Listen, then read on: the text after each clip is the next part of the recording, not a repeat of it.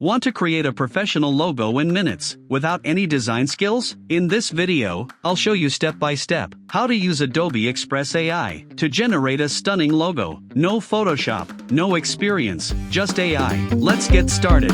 First, go to adobe.com/express. Once you're on the website, click on Create a Logo. You can sign in with your Adobe account, your Google account, or create a free account. It only takes a minute. Once you're inside, you'll see the AI logo generator interface. It's clean, simple, and beginner-friendly. Now start by typing your brand name. For this example, I'll create a logo for a brand called Nova Studio. Next, add a short description of your business. This part is important. The more specific you are, the better the AI results will be. Don't just write marketing agency. Be clear. For example, modern digital marketing agency, focused on tech startups. See the difference? The AI needs context. The more details you give, the more accurate and professional your logo will look. Now click Continue. Adobe Express will ask you to choose a style. You'll see options like modern, minimalist, bold, elegant, playful, creative. If you're not sure what to choose, think about your target audience. Are you targeting startups? Go modern and clean. Luxury clients? Choose elegant. Creative brands? Try bold or playful.